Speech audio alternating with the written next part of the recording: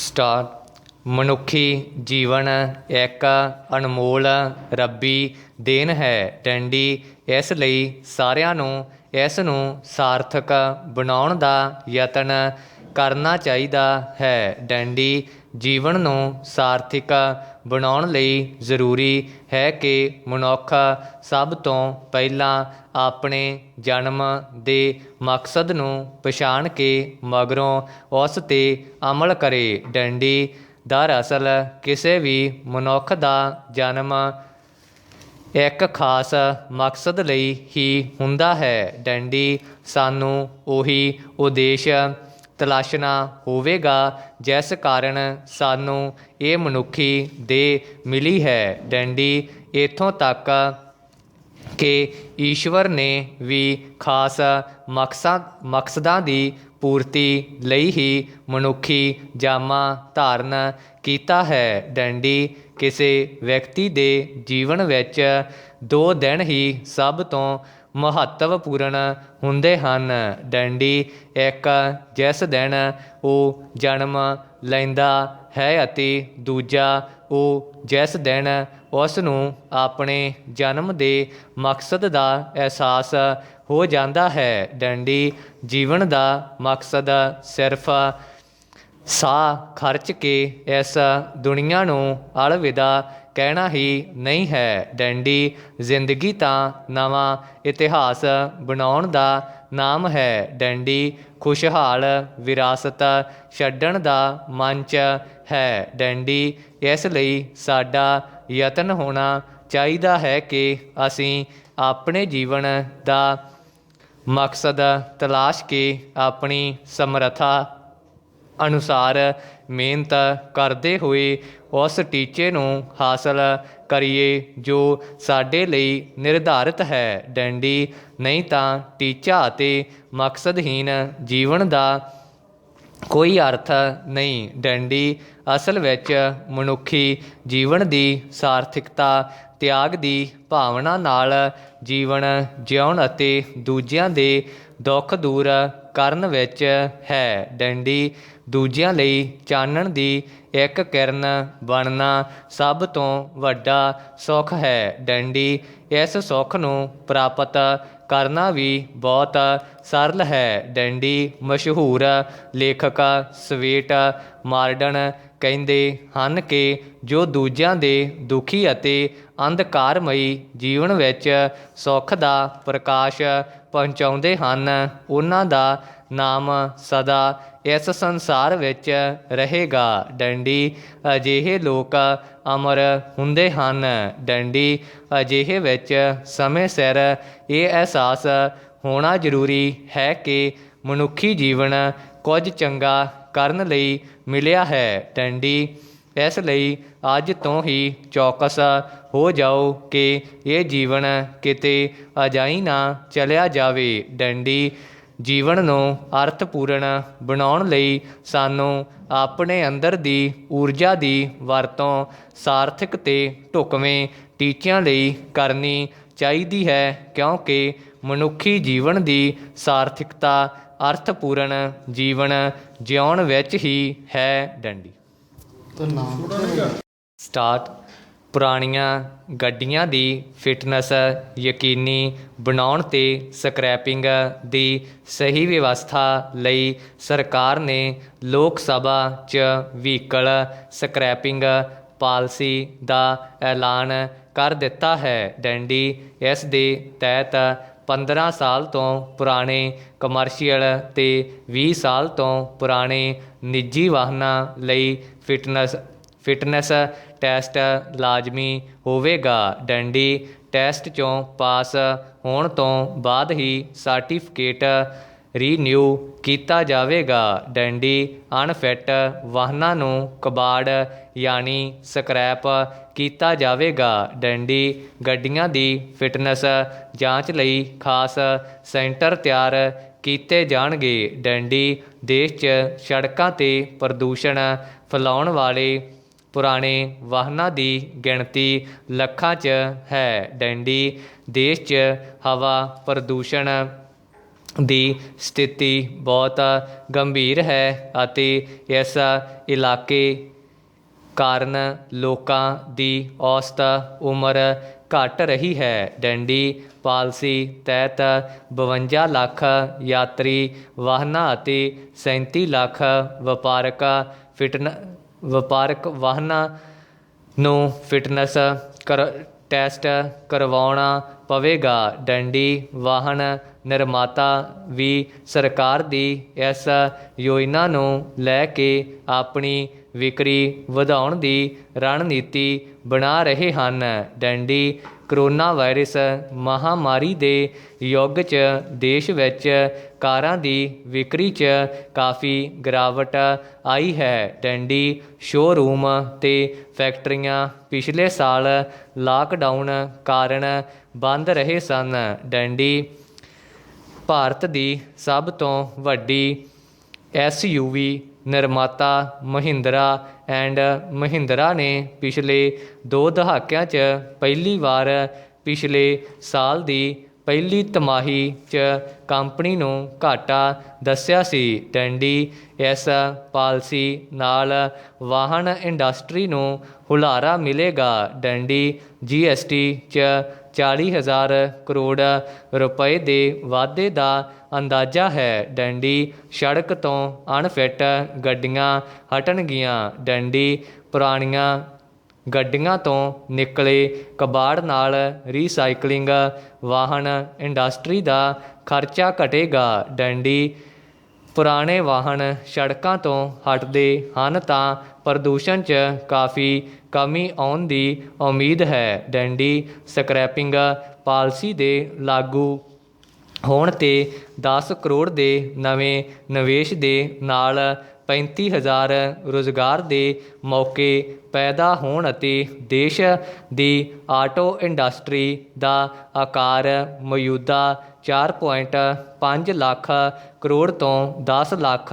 ਕਰੋੜ 'ਤੇ ਪਹੁੰਚਣ ਦੀ ਉਮੀਦ ਹੈ। ਡੰਡੀ ਇੱਕ ਵਰਗ ਸਰਕਾਰ ਵੱਲੋਂ ਵਾਹਨ ਮਾਲਕਾਂ ਲਈ ਐਲਾਨੀਆਂ ਛੋਟਾਂ ਨੂੰ ਨਾਕਾਫੀ ਦੱਸ ਰਿਹਾ ਹੈ। ਡੰਡੀ ਉਸ ਦਾ ਮੰਨਣਾ ਹੈ ਕਿ ਜੇ ਸਰਕਾਰ ਪਾਲਿਸੀ ਨੂੰ ਸਹੀ ਢੰਗ ਨਾਲ ਲਾਗੂ ਕਰਵਾਉਣਾ ਚਾਹੁੰਦੀ ਹੈ ਤਾਂ ਗੱਡੀਆਂ ਨੂੰ ਸਕ੍ਰੈਪ ਕਰਾਉਣ 'ਤੇ ਦਿੱਤੀਆਂ ਜਾਣ ਵਾਲੀਆਂ ਛੋਟਾਂ 'ਤੇ ਗੌਰ ਕਰਨਾ ਪਵੇਗਾ। ਡੰਡੀ ਸਰਕਾਰ ਨੇ ਵਾਹਨ ਸਕ੍ਰੈਪ ਕਰਨ 'ਤੇ ਨਵੇਂ ਵਾਹਨ 'ਤੇ 4 ਤੋਂ 6% ਤੱਕ ਛੋਟ, ਫਰੀ ਰਜਿਸਟ੍ਰੇਸ਼ਨ ਤੇ ਰੋਡ ਟੈਕਸ 'ਚ ਛੋਟ ਦੇਣ ਦਾ ਐਲਾਨ ਕੀਤਾ ਹੈ। ਡੰਡੀ ਜੇ ਅਮਰੀਕਾ 'ਚ ਸਕ੍ਰੈਪ ਨੀਤੀ ਦੀ ਗੱਲ ਕੀਤੀ ਜਾਵੇ ਤਾਂ ਸਾਲ 2009 'ਚ ਸ਼ੁਰੂ ਕੀਤੀ ਯੋਜਨਾ 'ਚ ਗਾਹਕ ਪੁਰਾਣੀ ਕਾਰ ਦੇਣ ਦੇ ਬਦਲੇ ਪ੍ਰਤੀ ਕਾਰ $4500 ਪ੍ਰਾਪਤ ਕਰ ਰਹੇ ਸਨ। ਡੰਡੀ ਬੀਤੇ ਸਾਲ ਜਰਮਨੀ ਨੇ ਪੁਰਾਣੇ ਟਰੱਕ ਹਟਾਉਣ ਲਈ 1 ਅਰਬ ਯੂਰੋ ਦੀ ਸਕ੍ਰੈਪ ਨੀਤੀ ਪੇਸ਼ ਕੀਤੀ ਸੀ। ਡੰਡੀ ਭਾਰਤ 'ਚ ਕੋਈ ਵੀ ਪੁਰਾਣੇ ਵਾਹਨ ਨੂੰ ਉਦੋਂ ਤੱਕ ਸਕ੍ਰੈਪ ਕਰਨ ਲਈ ਤਿਆਰ ਨਹੀਂ ਹੋਵੇਗਾ ਜਦੋਂ ਤੱਕ ਉਸ 'ਚ ਕੋਈ ਵੱਡੀ ਸਮੱਸਿਆ ਨਹੀਂ ਆਉਂਦੀ। ਡੰਡੀ ਜੇ ਸਰਕਾਰ ਸਕ੍ਰੈਪ ਵਾਹਨ ਦੇ ਬਦਲੇ ਆਕਰਸ਼ਕ ਉਤਸ਼ਾਹ ਦੇਣ ਦਾ ਐਲਾਨ ਕਰਦੀ ਹੈ ਤਾਂ ਇਹ ਪਾਲਿਸੀ ਚੰਗੇ ਤਰੀਕੇ ਨਾਲ ਲਾਗੂ ਕੀਤੀ ਜਾ ਸਕੇਗੀ। ਡੰਡੀ ਸਰਕਾਰ ਨੂੰ ਇੰਨੀ ਵੱਡੀ ਗਿਣਤੀ 'ਚ ਵਾਹਨਾਂ ਦੇ ਫਿਟਨੈਸ ਟੈਸਟ ਲਈ ਵੀ ਪੁਖਤਾ ਪ੍ਰਬੰਧ ਕਰਨ ਦੀ ਲੋੜ ਹੈ। ਡੰਡੀ ਜੇ ਟੈਸਟ ਹੀ ਸਹੀ ਢੰਗ ਨਾਲ ਨਹੀਂ ਹੁੰਦੇ ਤਾਂ ਪਾਲਿਸੀ ਦਾ ਮਕਸਦ ਹੀ ਪੂਰਾ ਨਹੀਂ ਹੋ ਸਕੇਗਾ। ਡੰਡੀ ਸਟਾਰਟ।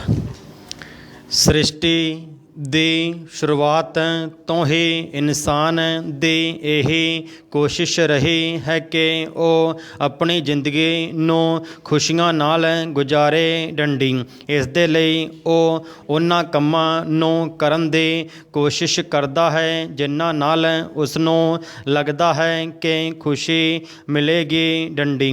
ਸਾਡੇ ਵਿੱਚੋਂ ਬਹੁਤ ਸਾਰੇ ਲੋਕ ਇਹ ਸੋਚਦੇ ਹਨ ਕਿ ਜਦ ਸਾਡਾ ਸਰੀਰ ਤੰਦਰੁਸਤ ਹੋਵੇਗਾ, ਸਾਡੇ ਕੋਲ ਬਹੁਤ ਸਾਰਾ ਪੈਸਾ ਹੋਵੇਗਾ, ਸਾਡੇ ਰਿਸ਼ਤੇ ਨਾਤੇ ਬਿਹਤਰ ਹੋਣਗੇ, ਇੱਕ ਬਹੁਤ ਵੱਡਾ ਘਰ ਹੋਵੇਗਾ ਜਾਂ ਇੱਕ ਸਫਲ ਕੈਰੀਅਰ ਹੋਵੇਗਾ ਤਾਂ ਸਾਨੂੰ ਖੁਸ਼ੀ ਮਿਲੇਗੀ ਡੰਡੀ।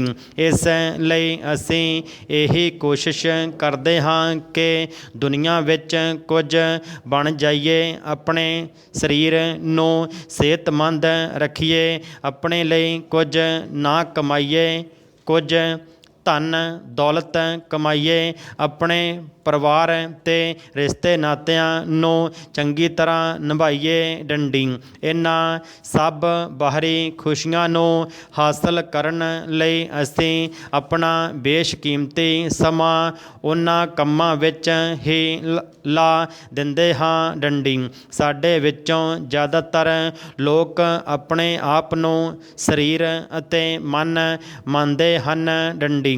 ਅਸੀਂ ਆਪਣਾ ਸਾਰਾ ਸਮਾਂ ਆਪਣੀਆਂ ਸਰੀਰਕ ਜ਼ਰੂਰਤਾਂ, ਭੋਜਨ, ਆਵਾਸ, ਕੱਪੜਾ ਦੀ ਪੂਰਤੀ ਅਤੇ ਉਸ ਨੂੰ ਆਰਾਮ ਦੇਣ ਲਈ ਵੱਖ-ਵੱਖ ਤਰ੍ਹਾਂ ਦੇ ਆਨੰਦ ਦੀ ਪ੍ਰਾਪਤੀ ਵਿੱਚ ਹੀ ਲਾ ਦਿੰਦੇ ਹਾਂ ਡੰਡੀ। ਇਸ ਦੇ ਨਾਲ ਨਾਲ ਅਸੀਂ ਆਪਣੇ ਬੌਧਿਕ ਵਿਕਾਸ ਲਈ ਆਪਣਾ ਜ਼ਿਆਦਾਤਰ ਸਮਾਂ ਇੱਕ ਚੰਗੀ ਸਿੱਖਿਆ ਦੀ ਪ੍ਰਾਪਤੀ ਵਿੱਚ ਲਗਾਉਂਦੇ ਹਾਂ, ਜਿਸ ਨਾਲ ਕਿ ਅਸੀਂ ਇੱਕ ਸੁਨਹਿਰਾ ਉਜਵਲ ਭਵਿੱਖ ਬਣਾ ਕੇ ਇਸ ਦੁਨੀਆ ਵਿੱਚ ਨਾਮ, ਸ਼ੌਹਰਤ ਅਤੇ ਦੌਲਤ ਕਮਾ ਸਕੀਏ ਡੰਡੀ। ਜੇਕਰ ਅਸੀਂ ਧਿਆਨ ਨਾਲ ਦੇਖੀਏ ਤਾਂ ਪਤਾ ਲੱਗਦਾ ਹੈ ਕਿ ਇਸ ਦੁਨੀਆ ਦੀਆਂ ਸਰੀਰਕ, ਮਾਨਸਿਕ ਅਤੇ ਬੌਧਿਕ ਖੁਸ਼ੀਆਂ ਪ੍ਰਾਪਤ ਕਰਨ 'ਤੇ ਸਾਨੂੰ ਇਹਨਾਂ ਦੇ ਖੋ ਜਾਣ ਦਾ ਡਰ ਹਮੇਸ਼ਾ ਬਣਿਆ ਰਹਿੰਦਾ ਹੈ ਡੰਡੀ। ਇਹਨਾਂ ਵਿੱਚੋਂ ਕੋਈ ਵੀ ਖੁਸ਼ੀ ਸਥਾਈ ਨਹੀਂ ਹੈ, ਕਿਉਂਕਿ ਇਸ ਦੁਨੀਆ ਦੀ ਹਰ ਚੀਜ਼ ਨਾਸ਼ਵਾਨ ਹੈ ਡੰਡੀ। ਅਜਿਹੇ ਵਿੱਚ ਅਸੀਂ ਸੋਚਦੇ ਹਾਂ ਕਿ ਕੋਈ ਅਜਿਹੀ ਖੁਸ਼ੀ ਹੈ ਜੋ ਸਦਾ ਲਈ ਸਾਡੇ ਨਾਲ ਰਹਿੰਦੀ ਹੈ। ਪ੍ਰਸ਼ਨ ਚਿੰਨ੍ਹ ਉਦੋਂ ਸਾਡਾ ਧਿਆਨ ਆਪਣੇ ਧਰਮ ਗ੍ਰੰਥਾਂ ਅਤੇ ਸੰਤਾਂ, ਮਹਾਂਪੁਰਖਾਂ ਦੀਆਂ ਸਿੱਖਿਆਵਾਂ ਵੱਲ ਜਾਂਦਾ ਹੈ ਡੰਡੀ। ਪਰਾ ਮਹਾਂਪੁਰਖ ਸਮਝਾਉਂਦੇ ਹਨ ਕਿ ਜੇਕਰ ਅਸੀਂ ਸੱਚੀ ਖੁਸ਼ੀ ਹਾਸਲ ਕਰਨੀ ਹੈ ਤਾਂ ਉਹ ਇਸ ਬਾਹਰਲੀ ਦੁਨੀਆ ਵਿੱਚ ਨਹੀਂ ਬਲਕਿ ਆਪਣੇ ਅੰਦਰ ਹੀ ਮਿਲੇਗੀ ਡੰਡੀ। ਜਿਸ ਦੇ ਲਈ ਸਾਨੂੰ ਆਪਣੇ ਧਿਆਨ ਨੂੰ ਬਾਹਰਲੀ ਦੁਨੀਆ ਦੀਆਂ ਖਿੱਚਾਂ ਤੋਂ ਹਟਾ ਕੇ ਆਪਣੀ ਆਤਮਾ ਵੱਲ ਲਗਾਉਣਾ ਹੋਵੇਗਾ ਡੰਡੀ। ਜਿਸ ਦੇ ਲਈ ਸਾਨੂੰ ਵਕਤ ਦੇ ਕਿਸੇ ਪੂਰਨ ਗੁਰੂ ਦੇ ਚਰਨ ਕਮਲਾਂ ਵਿੱਚ ਪੁੱਜ ਕੇ ਉਹਨਾਂ ਤੋਂ ਧਿਆਨ ਅਭਿਆਸ ਦੀ ਵਿਧੀ ਸਿੱਖਣੀ ਹੋਵੇਗੀ ਡੰਡੀ। ਜਿਵੇਂ ਜਿਵੇਂ ਅਸੀਂ ਧਿਆਨ ਅਭਿਆਸ ਵਿੱਚ ਨਿਯਮਤ ਤੌਰ 'ਤੇ ਸਮਾਂ ਦਿੰਦੇ ਹਾਂ ਤਾਂ ਅਸੀਂ ਆਪਣੇ ਅੰਦਰ ਪ੍ਰਭੂ ਦੀ ਜੋਤੀ ਨਾਲ ਆਪਣੀ ਬਿਰਤੀ ਜੋੜ ਕੇ ਸੱਚੀ ਖੁਸ਼ੀ ਦਾ ਅਹਿਸਾਸ ਕਰਦੇ ਹਾਂ, ਜਿਸ ਕਾਰਨ ਸਾਡਾ ਇਸ ਜੀਵਨ ਨੂੰ ਦੇਖਣ ਦਾ ਨਜ਼ਰੀਆ ਹੀ ਬਦਲ ਜਾਂਦਾ ਹੈ ਡੰਡੀ। ਸਟਾਰ 3 ਮਾਰਚ ਨੂੰ ਮਿਆਂਮਾਰ ਦੇ ਸੁਰੱਖਿਆ ਦਸਤਿਆਂ ਨੇ ਲੋਕ ਰਾਜ ਦੀ ਬਹਾਲੀ ਲਈ ਅੰਦੋਲਨ ਕਰ ਰਹੇ ਨਿਹੱਥੇ ਮੁਜ਼ਾਹਰਾਕਾਰੀਆਂ 'ਤੇ ਯੰਗੂਨ ਰੰਗੂਨ ਸ਼ਹਿਰ ਵਿਖੇ ਫਾਇਰਿੰਗ ਕਰਕੇ 38 ਵਿਅਕਤੀਆਂ ਨੂੰ ਕਤਲ ਅਤੇ ਸੈਂਕੜਿਆਂ ਨੂੰ ਜ਼ਖਮੀ ਕਰ ਦਿੱਤਾ ਸੀ ਡੰਡੀ। ਇਸ ਅੰਦੋਲਨ ਦੌਰਾਨ ਹੁਣ ਤੱਕ ਪੁਲਿਸ ਅਤੇ ਫੌਜ ਹੱਥੋਂ 100 ਤੋਂ ਵੱਧ ਮੁਜ਼ਾਹਰਾਕਾਰੀ ਮਾਰੇ ਜਾ ਚੁੱਕੇ ਹਨ। ਡੰਡੀ ਇਹ ਮੁਜ਼ਾਹਰੇ 1 ਫਰਵਰੀ 2021 ਨੂੰ ਸ਼ੁਰੂ ਹੋਏ ਸਨ, ਜਦੋਂ ਫੌਜ ਨੇ ਜਨਤਾ ਵਿੱਚ ਬੇਹੱਦ ਲੋਕਪ੍ਰਿਯ ਨੇਤਾ ਆਂਗ ਸਾਨ ਸੂ ਕੀ ਦੀ ਅਗਵਾਈ ਵਾਲੀ national league for democracy party ਦੀ ਸਰਕਾਰ ਨੂੰ ਤਖ਼ਤ ਬਰਦਾਰ ਕਰਕੇ ਮਾਰਸ਼ਲ ਲਾ ਲਗਾ ਦਿੱਤਾ ਸੀ। ਡੰਡੀ ਫੌਜ ਦਾ ਦੋਸ਼ ਹੈ ਕਿ ਨਵੰਬਰ 2020 ਵਿੱਚ ਹੋਈਆਂ ਆਮ ਚੋਣਾਂ ਦੌਰਾਨ ਭਾਰੀ ਧਾਂਦਲੀ ਕੀਤੀ ਗਈ ਹੈ ਅਤੇ national league for democracy party ਨੇ ਧੋਖੇ ਨਾਲ ਇਲੈਕਸ਼ਨ ਜਿੱਤਿਆ ਹੈ। ਡੰਡੀ ਫੌਜ ਦੇ ਸੁਪਰੀਮ ਕਮਾਂਡਰ ਮਿਨ ਆਗ ਹਲੇਂਗ ਨੇ ਐਲਾਨ ਕੀਤਾ ਹੈ ਕਿ ਇਹ ਮਾਰਸ਼ਲ ਲਾ ਸਿਰਫ 1 ਸਾਲ ਲਈ ਹੈ ਅਤੇ ਉਸ ਤੋਂ ਬਾਅਦ ਚੋਣਾਂ ਕਰਵਾ ਕੇ ਦੇਸ਼ ਵਿੱਚ ਦੁਬਾਰਾ ਲੋਕਤੰਤਰ ਬਹਾਲ ਕਰ ਦਿੱਤਾ ਜਾਵੇਗਾ। ਡੰਡੀ ਸਭ ਨੂੰ ਪਤਾ ਹੈ ਕਿ ਕਦੇ ਵੀ ਕਿਸੇ ਤਾਨਾਸ਼ਾਹ ਦੀਆਂ ਗੱਲਾਂ 'ਤੇ ਯਕੀਨ ਨਹੀਂ ਕੀਤਾ ਜਾ ਸਕਦਾ ਅਤੇ ਤਾਕਤ ਛੱਡਣੀ ਬਹੁਤ ਔਖੀ ਹੁੰਦੀ ਹੈ। ਡੰਡੀ ਤਾਨਾਸ਼ਾਹ ਸਿਰਫ ਰਾਜ ਪਲਟੇ ਜਾਂ ਮਰਨ ਤੋਂ ਬਾਅਦ ਹੀ ਗੱਦੀ ਛੱਡਦੇ ਹਨ। ਡੰਡੀ ਬਰਮਾ ਦੇ ਰਾਸ਼ਟਰਪਤੀ ਵਿਨ ਮਿੰਟ, ਪਾਰਟੀ ਪ੍ਰਧਾਨ ਆਂਗ ਸਾਨ ਸੂ ਕੀ ਅਤੇ ਸਾਰੇ ਮੰਤਰੀ ਮੰਡਲ ਨੂੰ ਘਰਾਂ ਵਿੱਚ ਨਜ਼ਰਬੰਦ ਕਰ ਦਿੱਤਾ ਗਿਆ ਹੈ। ਡੰਡੀ ਸਖਤ ਪਾਬੰਦੀਆਂ ਦੇ ਬਾਵਜੂਦ ਲੱਖਾਂ ਬਰਮੀ ਘਰਾਂ ਵਿੱਚੋਂ ਬਾਹਰ ਨਿਕਲ ਆਏ ਹਨ ਅਤੇ ਮੁਜ਼ਾਹਰੇ ਦਿਨ ਪ੍ਰਤੀ ਦਿਨ ਵੱਧਦੇ ਹੀ ਜਾ ਰਹੇ ਹਨ। ਡੰਡੀ ਬਰਮਾ ਇੰਗਲੈਂਡ ਤੋਂ 1948 ਵਿੱਚ ਆਜ਼ਾਦ ਹੋਇਆ ਸੀ। ਡੰਡੀ ਉਸ ਨੂੰ ਆਜ਼ਾਦ ਕਰਵਾਉਣ ਵਿੱਚ ਮੋਹਰੀ ਕਿਰਦਾਰ ਨਿਭਾਉਣ ਵਾਲਾ ਨੇਤਾ ਨੂੰ ਪਹਿਲਾਂ ਪ੍ਰਧਾਨ ਮੰਤਰੀ ਬਣਿਆ ਸੀ। ਫਿਰ 1958 ਵਿੱਚ ਦੇਸ਼ ਵਿੱਚ ਰਾਜਨੀਤਿਕ ਗੜਬੜ ਫੈਲ ਗਈ ਤਾਂ ਨੂੰ ਉਸ 'ਤੇ ਕਾਬੂ ਨਾ ਪਾ ਸਕਿਆ। ਡੰਡੀ ਉਸ ਨੇ ਫੌਜ ਨੂੰ ਦੇਸ਼ ਸੰਭਾਲਣ ਦੀ ਬੇਨਤੀ ਕੀਤੀ। ਡੰਡੀ ਦੇਸ਼ ਵਿੱਚੋਂ ਗੜਬੜ ਦੂਰ ਕਰਨ ਵਾਸਤੇ 1 ਸਾਲ ਲਈ ਬੁਲਾਈ ਗਈ ਫੌਜ ਦੇਸ਼ ਦੀ ਮਾਲਕ ਬਣ ਕੇ ਬੈਠ ਗਈ ਅਤੇ 1960 ਤੱਕ ਰਾਜ ਕਰਦੀ ਰਹੀ। ਡੰਡੀ ਸੰਨ 1968 ਵਿੱਚ ਫੌਜ ਨੇ ਆਮ ਚੋਣਾਂ ਕਰਵਾ ਕੇ ਤਾਕਤ ਦੁਬਾਰਾ ਪ੍ਰਧਾਨ ਮੰਤਰੀ ਨੂੰ ਸੌਂਪ ਦਿੱਤੀ। ਡੰਡੀ ਬਸ ਨੂੰ ਉਸ ਇੱਕ ਗਲਤੀ ਦਾ ਖਮਿਆਜ਼ਾ ਦੇਸ਼ ਅੱਜ ਤੱਕ ਭੁਗਤ ਰਿਹਾ ਹੈ। ਡੰਡੀ 2 ਸਾਲ ਰਾਜਨੀਤਿਕ ਤਾਕਤ ਦਾ ਸਵਾਦ ਚੱਖ ਲੈਣ ਕਾਰਨ ਫੌਜ ਦੇ ਮੂੰਹ ਨੂੰ ਖੂਨ ਲੱਗ ਗਿਆ। ਡੰਡੀ ਉਸ ਲਈ ਤਾਕਤ ਛੱਡਣਾ ਔਖਾ ਹੋ ਗਿਆ ਅਤੇ 1962 ਵਿੱਚ ਉਸ ਨੇ ਰਾਜ ਪਲਟਾ ਕੇ ਪ੍ਰਧਾਨ ਮੰਤਰੀ ਨੂੰ ਗੱਦੀ ਤੋਂ ਉਤਾਰ ਕੇ ਕੈਦ ਕਰ ਲਿਆ ਅਤੇ ਅੱਧੀ ਸਦੀ 48 ਸਾਲ ਲਈ ਦੇਸ਼ ਦੀ ਮਾਲਕ ਬਣ ਗਈ। ਡੰਡੀ ਜਨਰਲ ਨੇ ਵੈਨ ਦੀ ਅਗਵਾਈ ਹੇਠ ਫੌਜ ਨੇ ਦੇਸ਼ ਦਾ ਬੁਰਾ ਹਾਲ ਕਰ ਦਿੱਤਾ। ਡੰਡੀ ਉਸ ਨੇ ਦੇਸ਼ ਨੂੰ ਬੁਰੀ ਤਰ੍ਹਾਂ ਲੁੱਟਿਆ ਅਤੇ ਨਾਗਰਿਕਾਂ ਦੀ ਹਰੇਕ ਪ੍ਰਕਾਰ ਦੀ ਆਜ਼ਾਦੀ 'ਤੇ ਸਖਤ ਪਾਬੰਦੀਆਂ ਲਾ ਦਿੱਤੀਆਂ ਗਈਆਂ। ਡੰਡੀ ਧਰਨੇ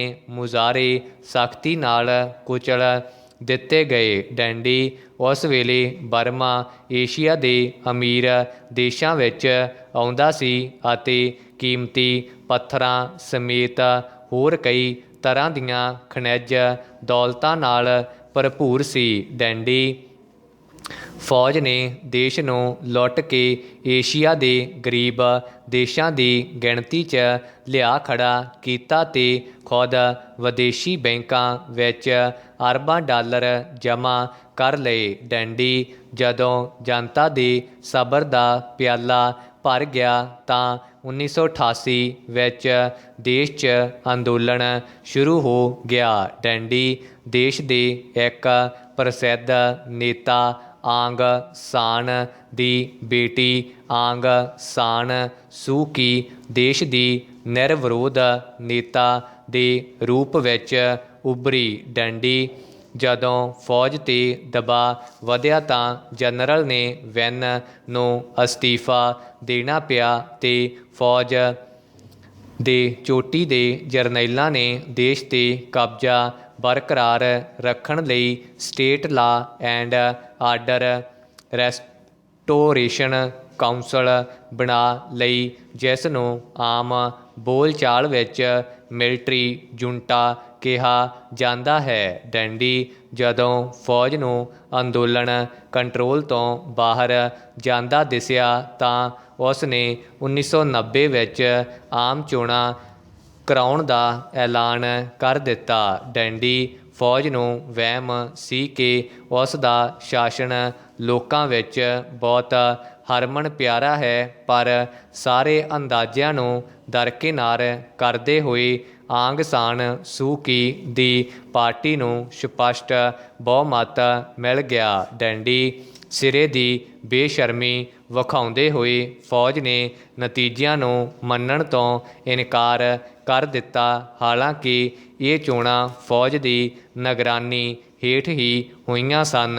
ਡੈਂਡੀ ਆਂਗ ਸਾਨ ਸੂ ਕੀ ਨੂੰ ਨਜ਼ਰਬੰਦ ਕਰ ਦਿੱਤਾ ਗਿਆ ਅਤੇ ਵਿਰੋਧ ਨੂੰ ਸਖਤੀ ਨਾਲ ਦਬਾ ਦਿੱਤਾ ਗਿਆ। ਡੈਂਡੀ ਸੈਂਕੜੇ ਅੰਦੋਲਨਕਾਰੀਆਂ ਨੂੰ ਕਤਲ ਕੀਤਾ ਗਿਆ, ਹਜ਼ਾਰਾਂ ਨੂੰ ਲੰਬੀਆਂ ਸਜ਼ਾਵਾਂ ਸੁਣਾਈਆਂ ਗਈਆਂ ਅਤੇ ਉਹਨਾਂ ਦੀ ਜਾਇਦਾਦ ਜ਼ਬਤ ਕਰ ਲਈ ਗਈ। ਡੈਂਡੀ ਸੰਨ 2005 ਵਿੱਚ ਅੰਦੋਲਨ ਦੁਬਾਰਾ ਸ਼ੁਰੂ ਹੋ ਗਿਆ ਤੇ ਫੌਜ ਤੇ ਕੌਮਾਂਤਰੀ ਦਬਾਅ ਬੇਹੱਦ ਵੱਧ ਗਿਆ। ਡੈਂਡੀ UNO ਨੇ ਬਰਮਾ 'ਤੇ ਅਨੇਕਾਂ ਆਰਥਿਕ ਪਾਬੰਦੀਆਂ ਲਾ ਦਿੱਤੀਆਂ ਤੇ ਜਰਨੈਲਾਂ ਦੇ ਵਿਦੇਸ਼ੀ ਖਾਤੇ ਜਾਮ ਕਰ ਦਿੱਤੇ ਗਏ। ਡੈਂਡੀ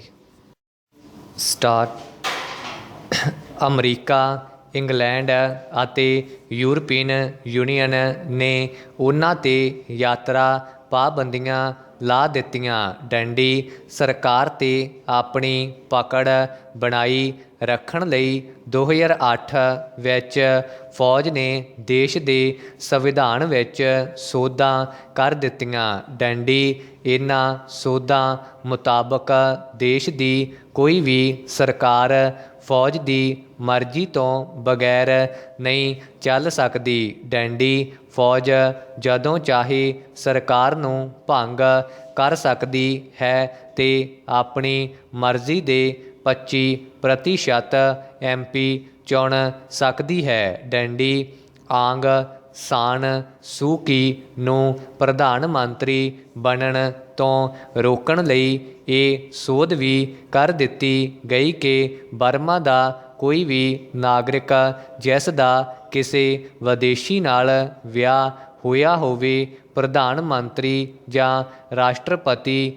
ਨਹੀਂ ਬਣ ਸਕਦਾ, ਕਿਉਂਕਿ ਆਂਗ ਸਾਨ ਸੂ ਕੀ ਇੱਕ ਇੰਗਲਿਸ਼ ਵਿਅਕਤੀ ਮਾਈਕਲ ਆਰਿਸ ਨਾਲ ਵਿਆਹੀ ਹੋਈ ਹੈ। ਡੈਂਡੀ ਜਦੋਂ ਅੰਦੋਲਨ ਦੰਗਿਆਂ ਵਿੱਚ ਬਦਲਣ ਲੱਗਾ ਤਾਂ ਫੌਜ ਦੀ ਬੇਵੱਸੀ ਹੋ ਗਈ ਅਤੇ ਅਖੀਰ ਉਸ ਨੂੰ 2015 ਵਿੱਚ ਚੋਣਾਂ ਕਰਵਾਉਣੀਆਂ ਹੀ ਪਈਆਂ। ਡੈਂਡੀ ਆਂਗ ਸਾਨ ਸੂ ਕੀ ਦੀ party national league for democracy ਸਾਰੀਆਂ ਵਿਰੋਧੀ ਪਾਰਟੀਆਂ ਨੂੰ ਦਰੜਦੀ ਹੋਈ ਸੱਤਾ ਵਿੱਚ ਆ ਗਈ। ਡੈਂਡੀ ਆਂਗ ਸਾਨ ਸੂ ਕੀ ਦਾ ਵਫਾਦਾਰ ਸਾਥੀ ਵੈਨਮੈਂਟ ਰਾਸ਼ਟਰਪਤੀ ਥਾਪਿਆ ਗਿਆ ਅਤੇ ਪ੍ਰਧਾਨ ਮੰਤਰੀ ਦੀ ਬਜਾਏ ਆਂਗ ਸਾਨ ਸੂ ਕੀ ਲਈ ਨਵੀਂ ਪਦਵੀ ਸਟੇਟ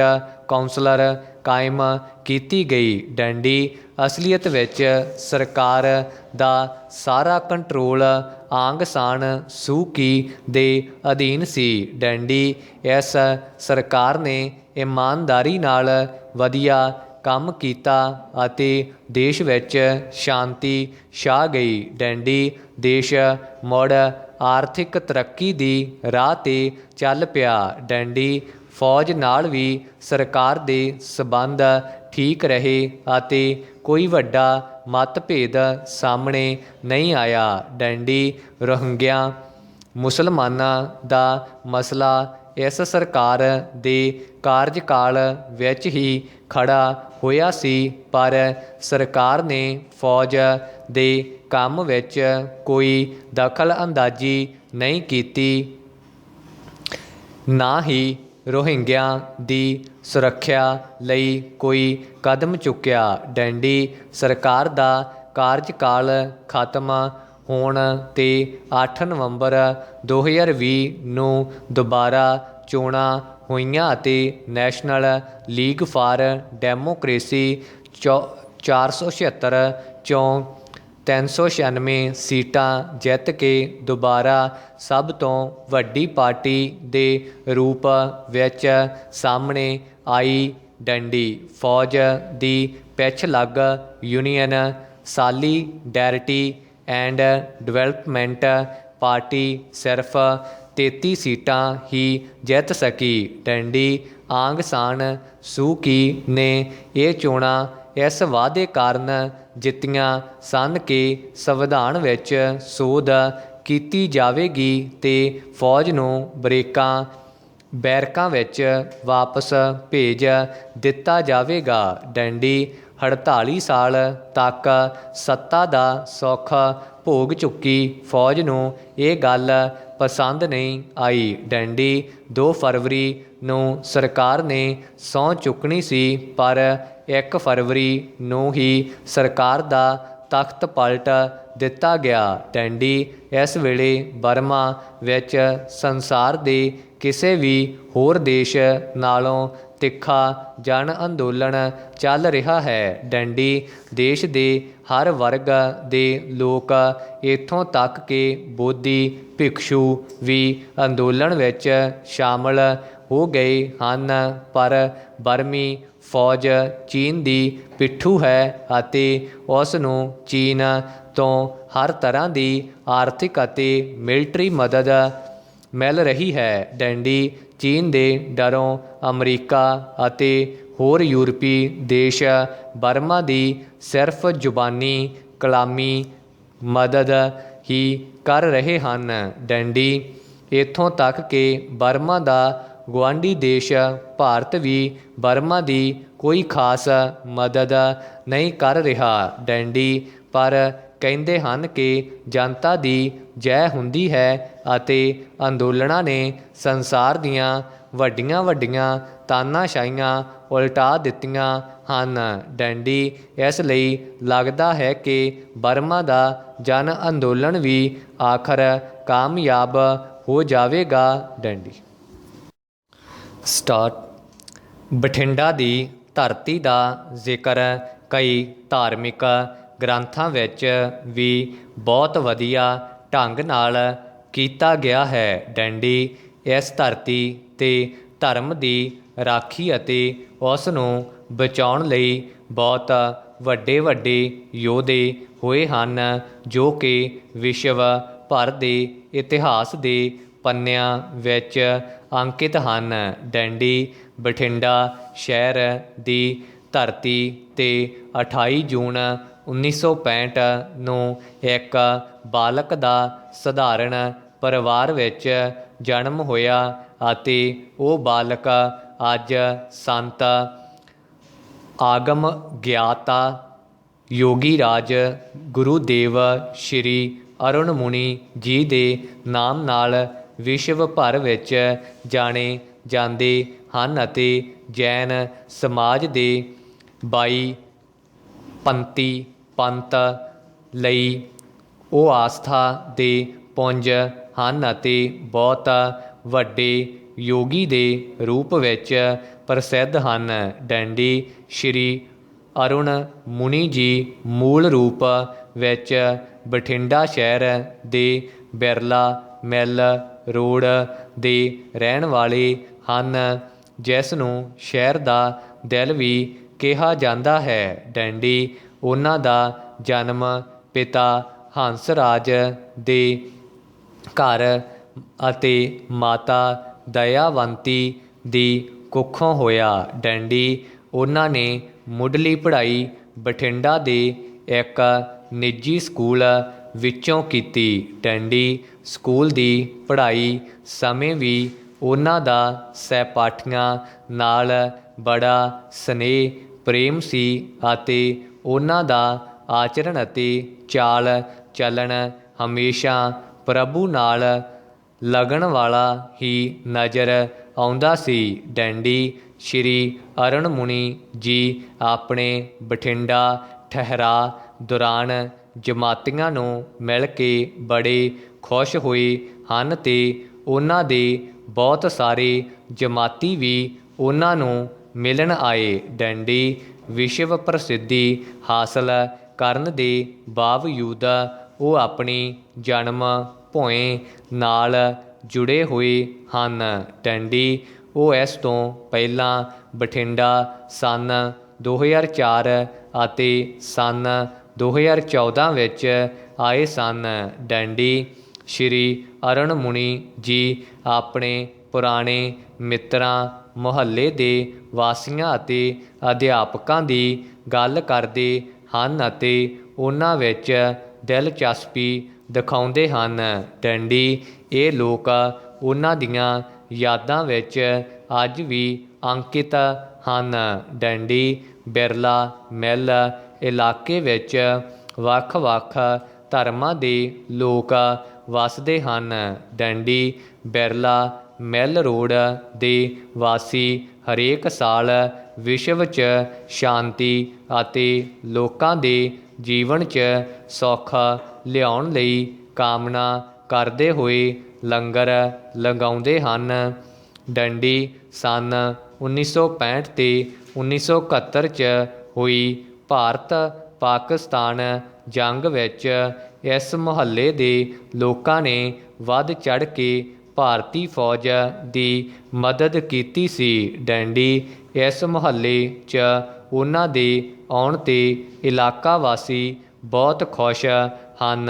ਡੰਡੀ ਮੁਹੱਲਾ ਵਾਸੀਆਂ ਨੂੰ ਇਸ ਗੱਲ ਦਾ ਮਾਣ ਹੈ ਕਿ ਬਿਰਲਾ ਰੋਡ ਇਲਾਕੇ ਦਾ ਜਾਇਆ ਅਧਿਆਤਮਕਵਾਦ ਦੇ ਅੰਬਰ ਦਾ ਧਰੂ ਤਾਰਾ ਬਣ ਕੇ ਵਿਸ਼ਵ ਭਰ ਵਿੱਚ ਚਾਨਣ ਦਾ ਵਣਜ ਕਰ ਰਿਹਾ ਹੈ। ਡੰਡੀ ਬਚਪਨ ਤੋਂ ਹੀ ਸ਼੍ਰੀ ਅਰੁਣ ਮੁਨੀ ਜੀ ਦੇ ਘਰ ਕੰਮਕਾਰਾਂ ਅਤੇ ਪੜ੍ਹਾਈ ਲਿਖਾਈ 'ਚ ਨਿਪੁੰਨ ਸਨ ਅਤੇ ਆਪਣੇ ਚੰਗੇ ਸੁਭਾਅ, ਆਚਰਣ ਅਤੇ ਸਹਿਣਸ਼ੀਲਤਾ ਕਾਰਨ ਸਭ ਦਾ ਮੋਹ ਲੈਂਦੇ ਸਨ।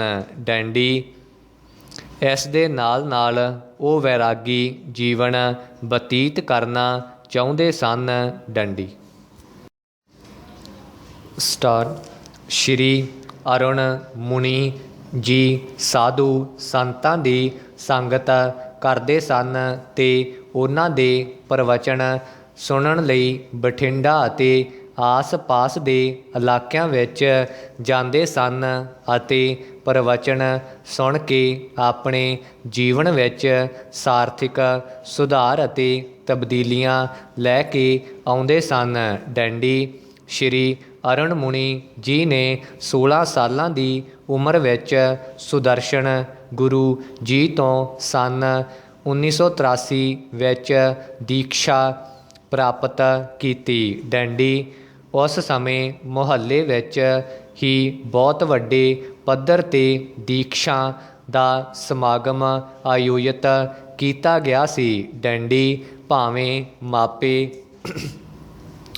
ਭੈਣ ਭਰਾ, ਸਕੇ ਸੰਬੰਧੀ, ਰਿਸ਼ਤੇਦਾਰ, ਦੋਸਤ ਮਿੱਤਰ ਸ਼੍ਰੀ ਅਰੁਣ ਮੁਨੀ ਜੀ ਨੂੰ ਵੈਰਾਗਮਈ ਜੀਵਨ ਨੂੰ ਛੱਡ ਕੇ ਸਾਧਾਰਨ ਅਤੇ ਪਦਾਰਥਵਾਦੀ ਜੀਵਨ ਨਾਲ ਜੋੜਨ ਲਈ ਸਦਾ ਯਤਨਸ਼ੀਲ ਰਹੇ, ਪਰ ਉਹਨਾਂ ਦੀ ਪ੍ਰਭੂ ਨਾਲ ਬੇਥਾਹ ਅਤੇ ਅਟੁੱਟ ਲਗਨ ਨੇ ਅੱਗੇ ਸਭ ਨੂੰ ਝੁਕਣਾ ਪਿਆ। ਡੰਡੀ ਸ਼੍ਰੀ ਅਰੁਣ ਮੁਨੀ ਜੀ ਦੀ ਪ੍ਰਭੂ ਨਾਲ ਲਗਨ ਇੰਨੀ ਮਜ਼ਬੂਤ ਸੀ ਕਿ ਵੈਰਾਗੀ ਮਾਰਗ ਅਪਣਾਉਣ ਵਾਲੇ ਉਹਨਾਂ ਦੇ ਫੈਸਲੇ ਅੱਗੇ ਸਾਰੇ ਝੁਕ ਗਏ ਅਤੇ ਸ਼੍ਰੀ ਅਰੁਣ ਮੁਨੀ ਜੀ ਨੂੰ ਘਰ, ਮਿੱਤਰ, ਪਿਆਰਿਆਂ, ਸਕੇ ਸੰਬੰਧੀਆਂ ਅਤੇ ਪਦਾਰਥਵਾਦੀ ਯੁੱਗ ਦਾ ਮੋਹ ਵੀ ਵੈਰਾਗ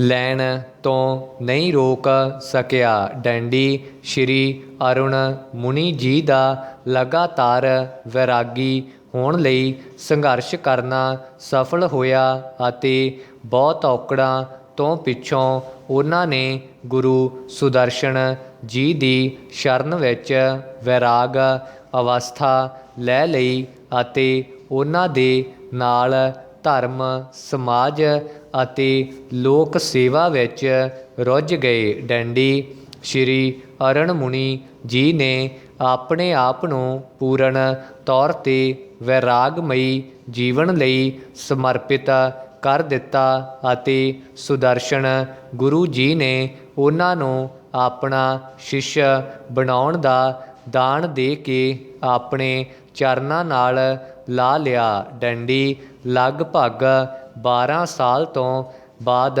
ਗੁਰੂ ਸੁਦਰਸ਼ਨ ਜੀ ਨੇ ਸ਼੍ਰੀ ਅਰੁਣ ਮੁਨੀ ਜੀ ਨੂੰ ਪੂਰਨ ਤੌਰ 'ਤੇ ਆਪਣੇ ਆਪ ਵਿੱਚ ਗੁਰੂ ਬਣਨ ਦੀ ਉਪਾਧੀ ਦੇ ਦਿੱਤੀ ਅਤੇ ਸ਼੍ਰੀ ਅਰੁਣ ਮੁਨੀ ਜੀ ਇਸ ਜ਼ਿੰਮੇਵਾਰੀ ਨੂੰ ਬਾਖੂਬੀ ਨਿਭਾਉਂਦੇ ਹੋਏ ਚੁਮਾਸੇ ਕੱਟਣ ਲੱਗੇ। ਡੰਡੀ ਹੁਣ ਤੱਕ ਆਪ ਨੇ 37 ਚੌਮਾਸੇ ਕੱਟ ਲਏ ਹਨ।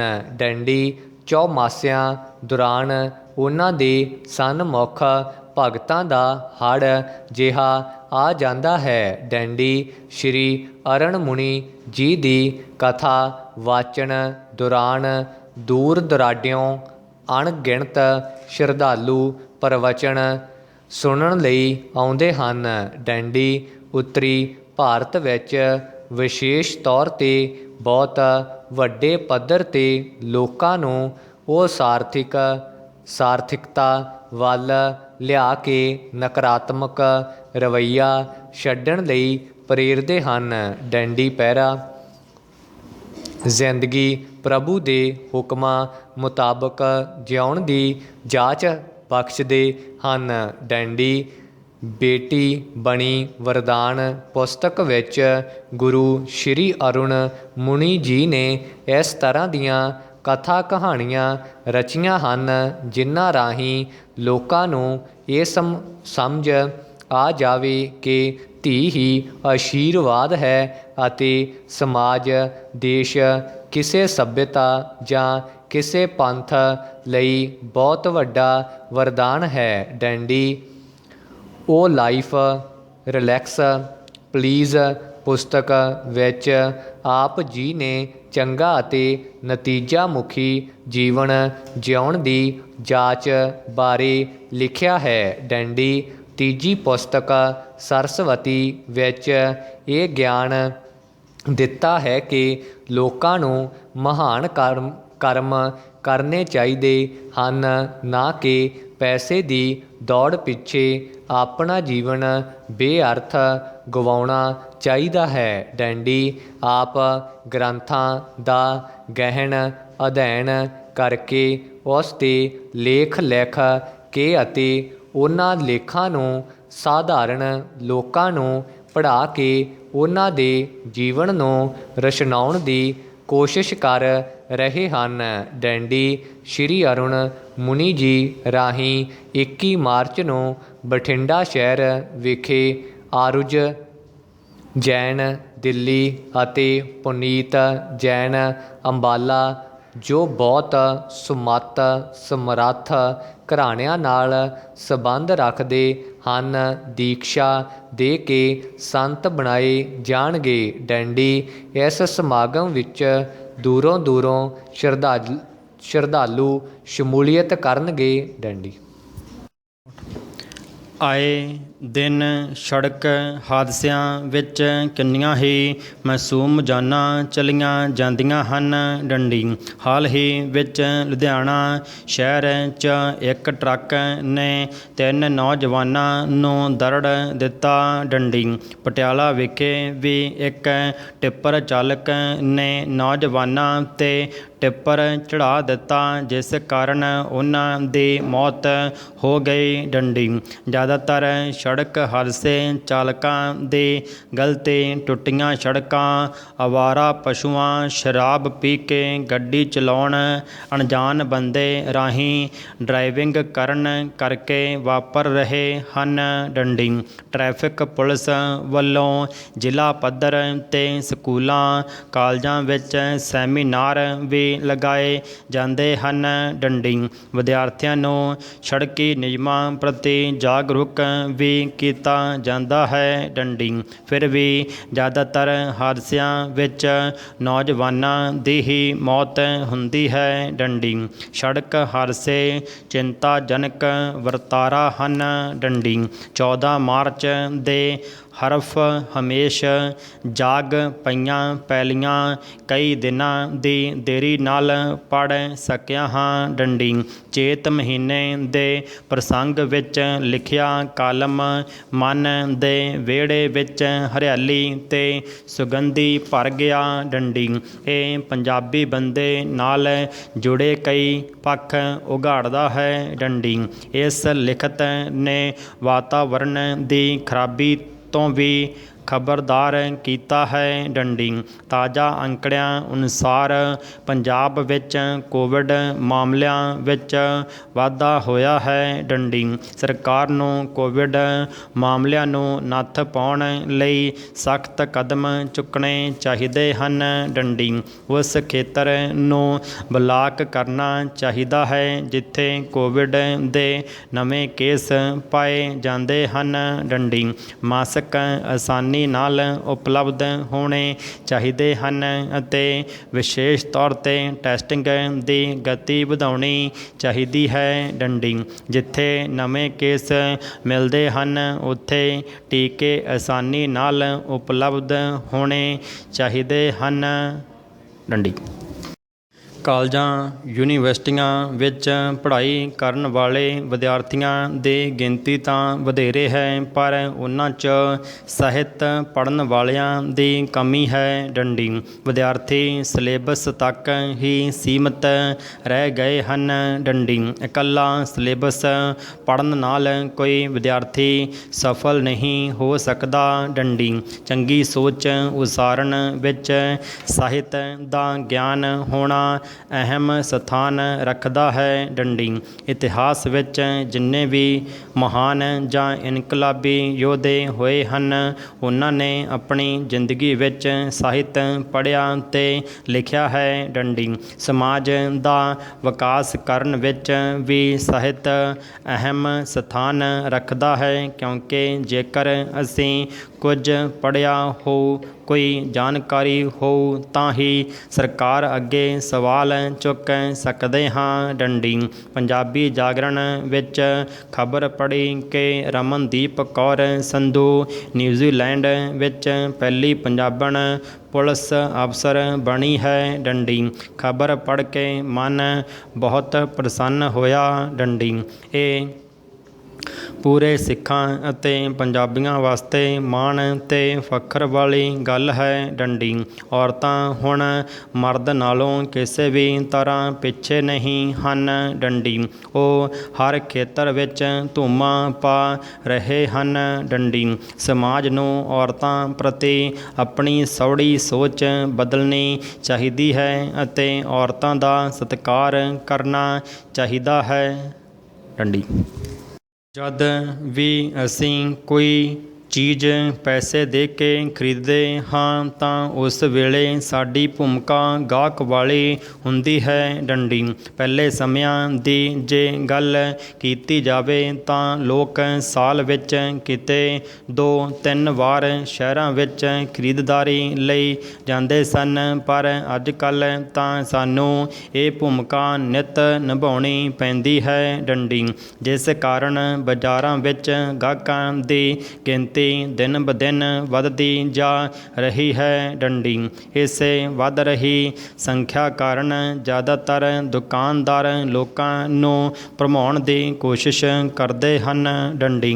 ਲੋਕਾਂ ਨੂੰ ਜਾਗਰੂਕ ਹੋਣ ਦੀ ਲੋੜ ਹੈ। ਡੰਡੀ। ਜੇ ਅਸੀਂ ਕੋਈ ਚੀਜ਼ ਖਰੀਦਣ ਲਈ ਬਾਜ਼ਾਰ ਜਾਂਦੇ ਹਾਂ ਤਾਂ ਸਾਨੂੰ ਉਹ ਚੀਜ਼ ਖਰੀਦਣ ਸਮੇਂ ਉਸ ਦੀ ਉਤਪਾਦਨ ਦੀ ਮਿਤੀ ਅਤੇ ਮਿਆਦ ਪੁੱਗਣ ਦੀ ਤਰੀਕ ਨੂੰ ਜ਼ਰੂਰ ਦੇਖਣਾ ਚਾਹੀਦਾ ਹੈ। ਡੰਡੀ। ਇਸੇ ਤਰ੍ਹਾਂ ਉਸ ਦੇ ਗੁਣਾਂ ਭਾਵ ਕਿ ਕੁਆਲਿਟੀ ਨੂੰ ਵੀ ਪਰਖਣਾ ਚਾਹੀਦਾ ਹੈ। ਡੰਡੀ। ਕਈ ਵਾਰ ਅਸੀਂ ਦੇਖਦੇ ਹਾਂ ਕਿ ਵੱਖ-ਵੱਖ ਕੰਪਨੀਆਂ ਦੀ ਇੱਕੋ ਚੀਜ਼ ਦੀਆਂ ਕੀਮਤਾਂ ਵਿੱਚ ਕਾਫੀ ਫਰਕ ਹੁੰਦਾ ਹੈ। ਡੰਡੀ। ਸੋ ਜਦ ਵੀ ਦੁਕਾਨਦਾਰ ਵੱਖ-ਵੱਖ ਕੰਪਨੀਆਂ ਦੀ ਇੱਕੋ ਵਸਤੂ ਦੀ ਕੀਮਤ ਵੱਖ-ਵੱਖ ਦੱਸਦਾ ਹੈ ਤਾਂ ਇੱਕ ਕੰਪਨੀ ਦੀ ਵਸਤੂ ਦੀ ਦੂਜੀ ਕੰਪਨੀ ਦੀ ਵਸਤੂ ਨਾਲ ਤੁਲਨਾ ਕਰਕੇ ਉਹਨਾਂ ਦੋਵਾਂ ਦੀਆਂ ਵਿਸ਼ੇਸ਼ਤਾਵਾਂ ਭਾਵ ਖੂਬੀਆਂ ਅਤੇ ਕਮੀਆਂ ਬਾਰੇ ਪੂਰਨ ਰੂਪ 'ਚ ਜਾਣਕਾਰੀ ਲੈਣਾ ਸਾਡਾ ਹੱਕ ਬਣਦਾ ਹੈ। ਡੰਡੀ। ਇਹਨਾਂ ਗੱਲਾਂ ਨੂੰ ਧਿਆਨ ਵਿੱਚ ਰੱਖਦਿਆਂ ਹੋਇਆਂ ਅਸੀਂ ਆਪਣੇ ਪੈਸਿਆਂ ਦਾ ਪੂਰਾ ਮੁੱਲ ਹਾਸਲ ਕਰ ਸਕਦੇ ਹਾਂ। ਡੰਡੀ। ਜਦਕਿ ਹੁੰਦਾ ਇਸ ਤੋਂ ਬਿਲਕੁਲ ਉਲਟ ਹੈ। ਡੰਡੀ। ਜ਼ਿਆਦਾਤਰ ਖਪਤਕਾਰ ਜਾਂ ਗਾਹਕ ਆਪਣੇ ਹੱਕਾਂ ਪ੍ਰਤੀ ਜਾਗਰੂਕ ਨਹੀਂ ਹੁੰਦੇ। ਡੰਡੀ। ਉਹ ਉਸੇ ਰਾਹ 'ਤੇ ਤੁਰਨ ਲੱਗਦੇ ਹਨ ਜਿਸ 'ਤੇ ਦੁਕਾਨਦਾਰ ਉਹਨਾਂ ਨੂੰ ਤੋਰਨਾ ਚਾਹੁੰਦਾ ਹੈ। ਡੰਡੀ। ਜ਼ਿਆਦਾਤਰ ਗਾਹਕ ਪੱਕਾ ਬਿੱਲ ਵੀ ਨਹੀਂ ਮੰਗਦੇ ਜਿਸ ਦਾ ਉਹਨਾਂ ਨੂੰ ਅੱਗੇ ਜਾ ਕੇ ਨੁਕਸਾਨ ਹੋ ਸਕਦਾ ਹੈ। ਡੰਡੀ।